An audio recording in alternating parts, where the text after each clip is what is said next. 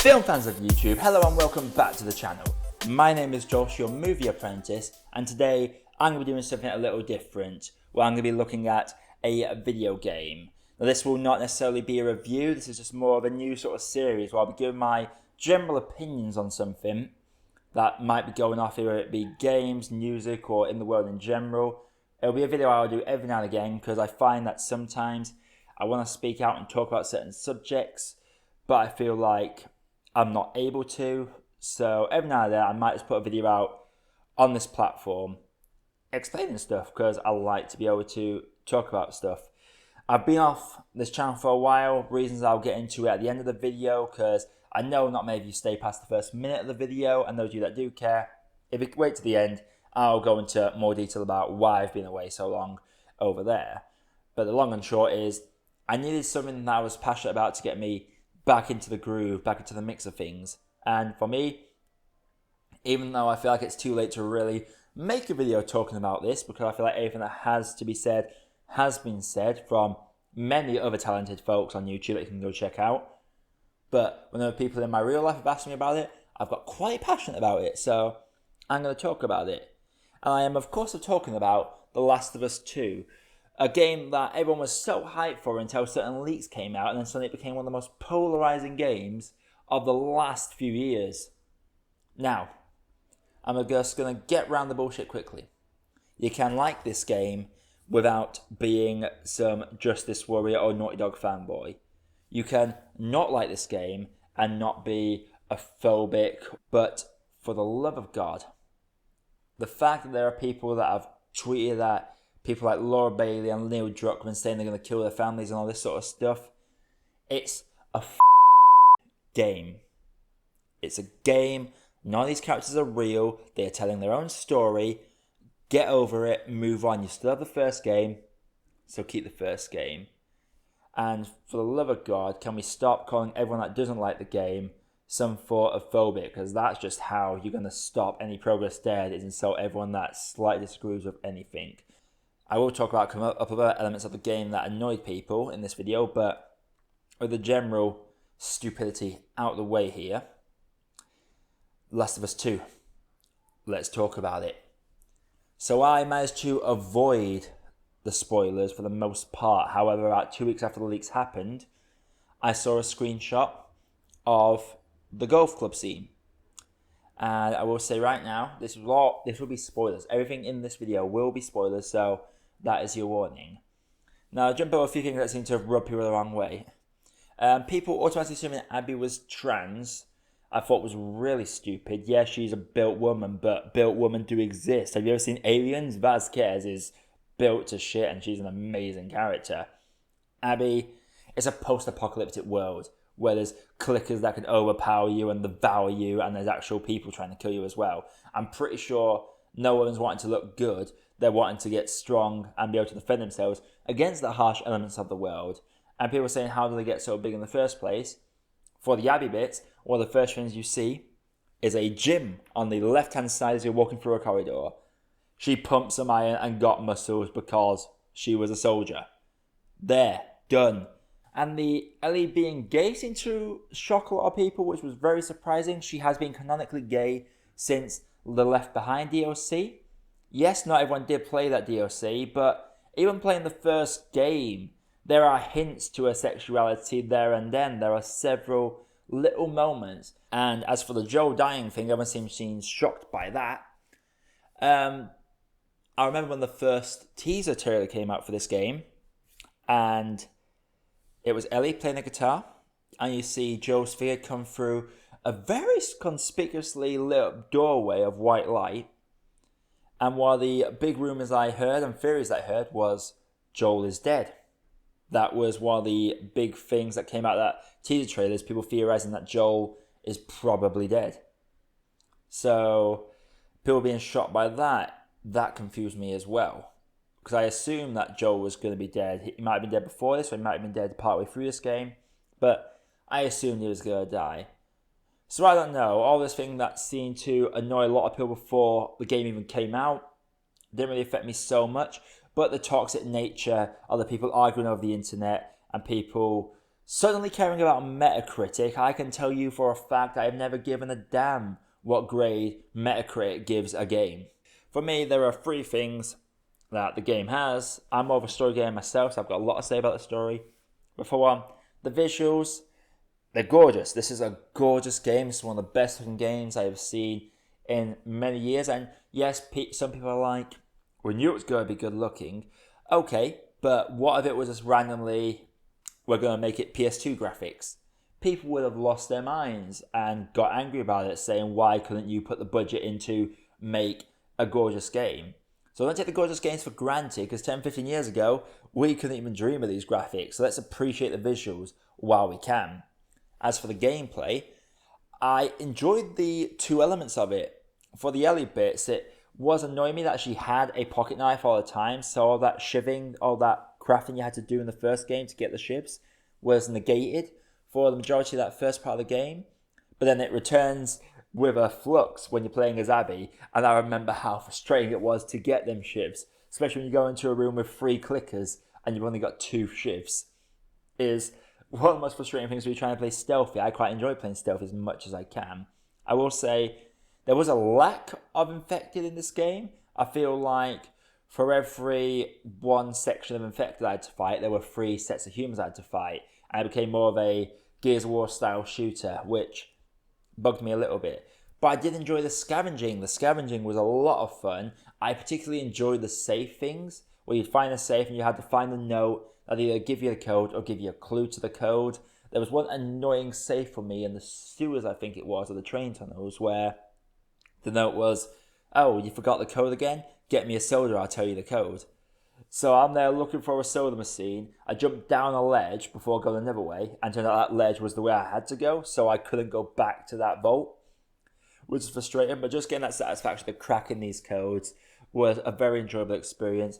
And I enjoyed just exploring the world. The scene where Ellie and Dina are searching downtown Seattle, just trying to find fuel.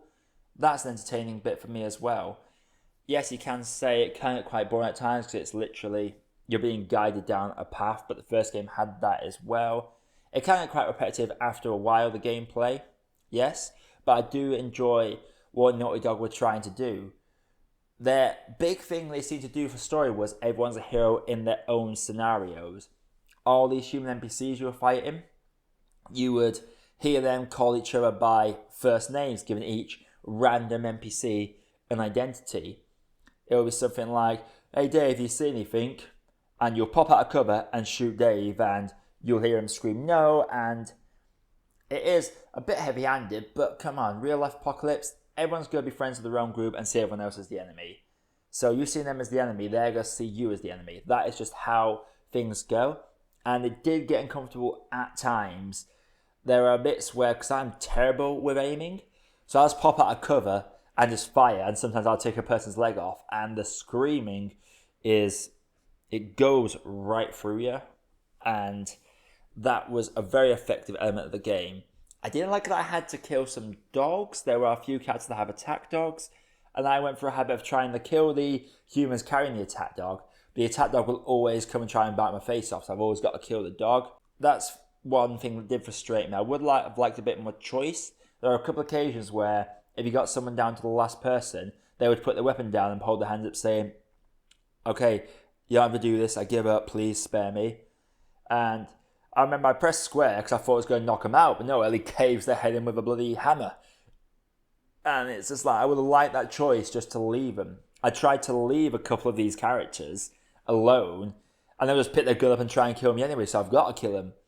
I would have liked the game to have given us a bit more choice, because it gives the impression that we have some choices to spare some of these random characters, but then they will immediately take it away if we do decide to spare them. And there are some parts of the game you're in a quick time event and you have to keep spamming square to fight people, and I don't know what it is, I just seem committed to killing everybody. And there's a bit where she's struggling with 2 people and she kills them. I really wanted to spare these characters. I didn't even know these characters at this point, but I really wanted us to just knock them out and tie them up. But no, it's like, nope, you've hit the square button enough times, you've killed them. That is another element of the game that bugged me just a little bit. And obviously we've got to talk about the Ellie Abby stuff. Now, when I'm playing it, my first sit-down session, I played from, I think it was 7 in the evening until 6 the next morning as the Ellie bit. I got through the Ellie bit in 2 sittings. Once we got to the Abby stuff, I'll be honest, my experience of the game went down. I wasn't as invested to continue because I don't know Abby, and she's known as the character that kills Joel. I felt there could have been a second game in this, following another element, or maybe just like a DLC in between the first and second game, of just Abby and her friends battling some scars on a big city battle. And there's a cliffhanger saying, oh, let's go to Jackson. We found him. We don't know anything about why they're going there. You can hint that it might be something to do with Joel and Ellie, but it's not confirmed. That would have been a nice way to tie these in, because it was hard to get into Abby and her friends, because they're a lovely set of people when they're not caving in Joel's skull. I just feel like we could have got more development from them. The fact that by this point of the game, you as Ellie have already gone around and killed every one of these characters that you're about to interact with as Abby, it was hard to get invested in these characters properly, because you know they're going to die in the next couple of days anyway. And that was a frustrating element. I felt they could have done more with Abby. I love what they tried to do. I really, really appreciated what Naughty Dog tried to do with this game, because I do love that idea, and this is a very true idea. Everyone's a hero in their own story. So from their perspective, Ellie and Joel are the villains, whereas from his perspective, these guys are the barbaric people. And they do try and make you care for Abby, because they knew Abby killing Joel was going to make it difficult to get attached to her.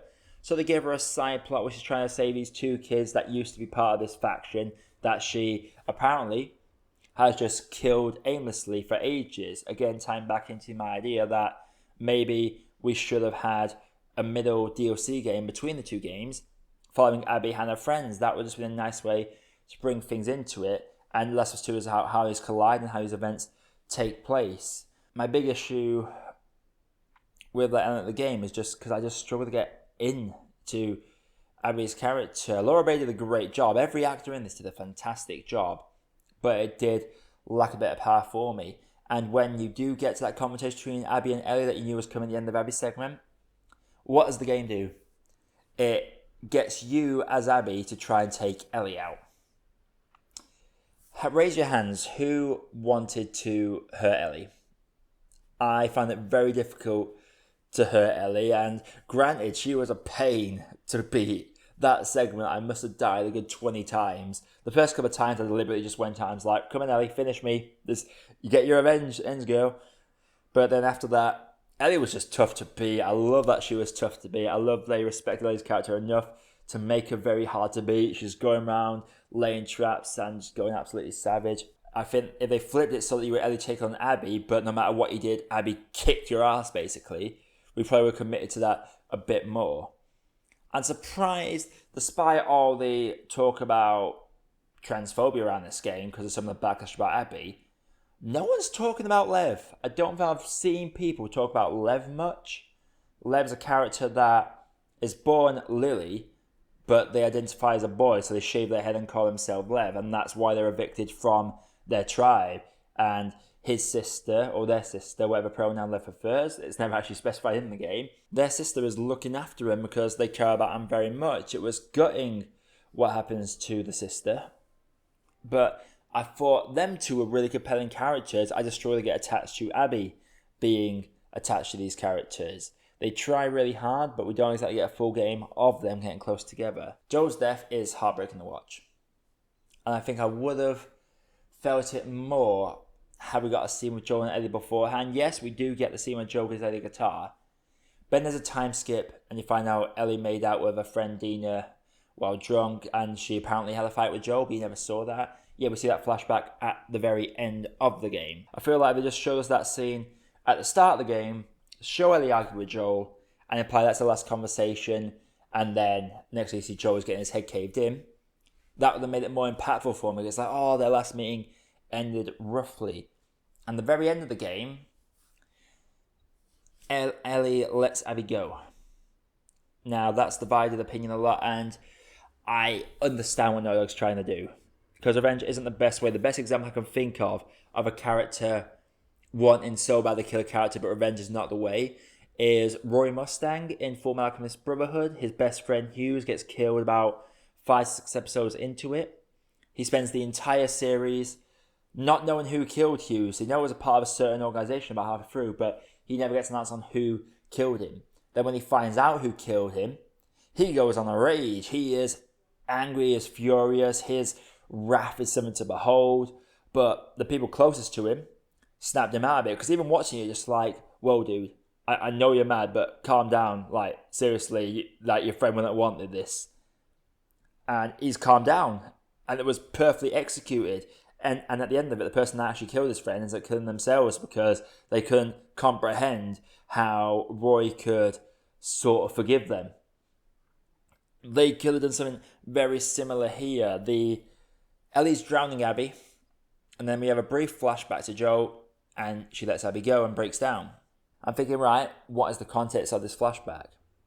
And the context of the flashback is Ellie meets Joel after the fight. So imagine you saw the fight at the start of the game and you always thought it was the last interaction, but no, actually this was the last interaction.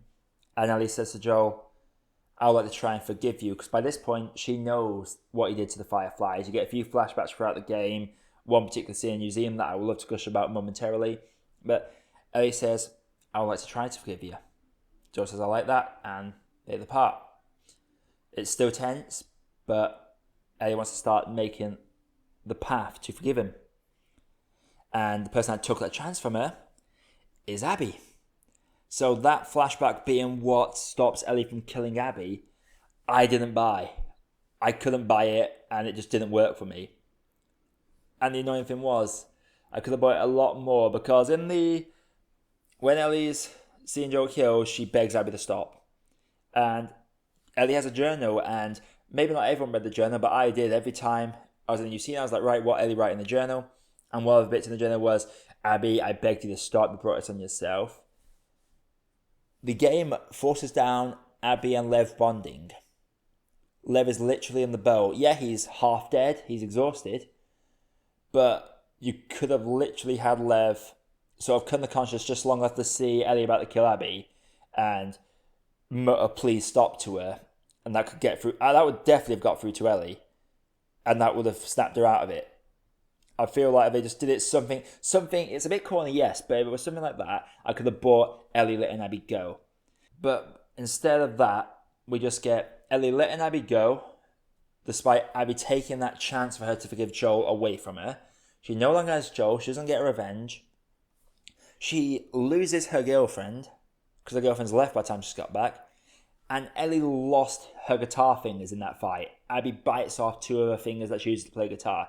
So she can't even play guitar anymore.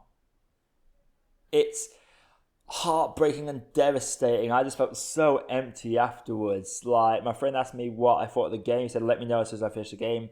And I'm messaging him at 4, 5 in the morning saying Ellie had no effing reason to let Abby go in that context. Change the contents, reshuffle a few things. I would have bought it. I saw what you're trying to do, Naughty Dog, but it's one of those games where the story will only work if you buy certain things. Me personally, I didn't buy certain things. I saw what you're trying to do, but I didn't buy it. So that's my opinion on the story. I loved what Naughty Dog were trying to do, but it's either going to work for you or it wasn't going to work. For some people on YouTube, they think it's a masterpiece. Some people didn't work for them. For me, unfortunately, it didn't work for me. It's not a game I see myself playing until maybe it comes out on PlayStation Plus again years from now. I might play it just to go for the Platinum Trophy, but it's a devastating story. And it is very rough, very depressing to play, but I didn't mind that so much because it is a grim world. It is a very big reality in the world. I would have liked a few more clickers to fight over humans, but I understood they were shoving humans at you, so you'd get these random interactions between these NPC characters. However, my favourite bits of this game were the Joel and Ellie flashbacks. I will be honest, this game gets most of its score purely for that one sequence flashback where Joel takes Ellie to a dinosaur museum. And they have this beautiful moment in a shuttle Joe somehow managed to get a tape of the audio from NASA playing the space launch. Ellie climbs on the T-Rex. Like, I love how they put that onto the game. Like, you could just walk onto this T-Rex and jump off it. I love that. You could put Fedora on every single dinosaur you saw. The banter between them is like nothing changes. And you get a hint about the Fireflies thing as well. You build up to the big reveal. Ellie finding out was a great scene as well. But for me, that whole museum sequence is cinematic masterpiece in game form. That was the one time for me where the game truly lived up to the emotional development of Last of Us 1. Yeah, if you, for some reason, because apparently everyone gives a shit about Metacritic scores right now, I'll give it a 74 out of 100. The gameplay is solid. I really enjoy the combat. It can get quite repetitive at times, and the story, it's one of those, you're going to love it if the story works for you. If the story doesn't work for you, then you're not going to like the game nearly as much. People that review bombed it, or people that say it's a perfect game, I'm taking everything they say with more than a pinch of salt. I think at most, if the story worked for me, I would have put it maybe at a 92 at most. That would have been the highest I would have went. But because the story didn't really work for me personally, it goes down to 74. But doesn't mean it didn't work for a lot of people. There are a lot of people that love this game, and I give big credit to all the voice actors involved. I'm sorry that they've had to receive some awful messages from people. But at the end of the day, we've got to remember it's just a game, and you will always have the first game, so there's that as well. But yeah, those are my overall thoughts on The Last of Us 2. I think I got everything. I've just been speaking off the cuff, really. I've probably watched this back and realised I've missed out a few things that I wanted to talk about. But to footnote it, the story didn't work for me, but there were some powerful moments that got me. I could have played that museum sequence for ages, forever, if I could have. But yeah. So why have I been gone? Honestly, my motivation with the channel has gone down quite a bit lately. It is frustrating when you spend ages like editing and putting together videos to basically no one see it, no matter how much you try and utilize tags. My What I Love Movie series, I really enjoyed making that. That was my passion project, but those videos didn't do well at all. Even by my channel standards, didn't do well at all. And the last couple of videos, because every time I put the video up, I get the copyright flag from a studio. I usually manage to dispute them away, but the last two, the dispute's been upheld, so that's meant that they've just stayed with a copyright flag on there and have the potential to be blocked in some countries later down the line.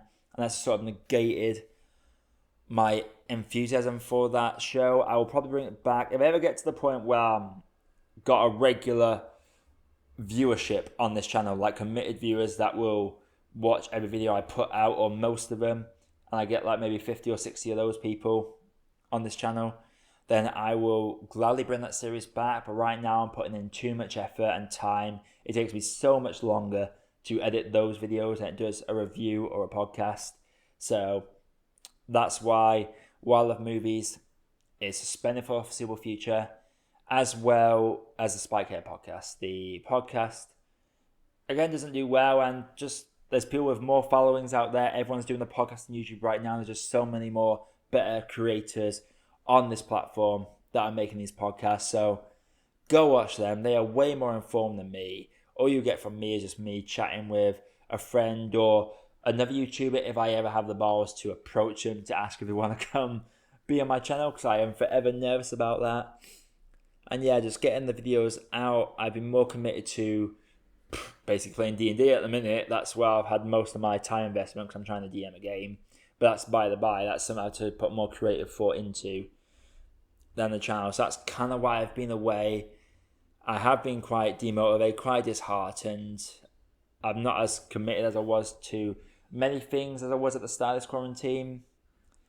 It's one of those things where sometimes your worst enemy is yourself and your own mind, and enthusiasm and motivation just goes out the window. So that's why I've been gone. The Last of Us 2, though, I had a lot to say on the matter, and while I'm probably not going to get many people look at this video, even this late into the game, because this is nearly half a long video right now, I want to get my thoughts out, because sometimes it's nice to talk. I like to have a discussion. So let me know what your thoughts on Last of Us 2 were. Maybe you can help explain why certain things I thought did work in the comments below. But please, for the love of God, try and keep it civil. Let's not argue here. End of the day, we are geek culture. We love games, we love movies, we love our music. We all have the things that we love and are passionate about, but don't be cunts. And yes, I did drop the C-bomb. So I feel like that's going to be a good place to end the video off. If you do like what I do on this channel, consider clicking the like button. Do you want to see me make more of these sort of let's talk about it videos where I just ramble to the camera, which I can't do with reviews, but it's not really a review. Whatever. Drop a comment down below. Click the bell notification if you haven't already, so you know exactly when my videos go up. And I can't promise I'll be frequent with my videos coming up, but I am going to try. So until next time, my name is Josh. I've been your Movie Apprentice. I'll see you in the next video. Hey, thank you for watching and thank you for making it to the end of the video. While you are here, if you haven't done it yet, please feel free to drop a like and consider hitting that subscribe button for more reviews coming all the time. And also, while you are here, there are some other videos over there that you might want to sink your teeth into. Have a good day, guys, and do enjoy.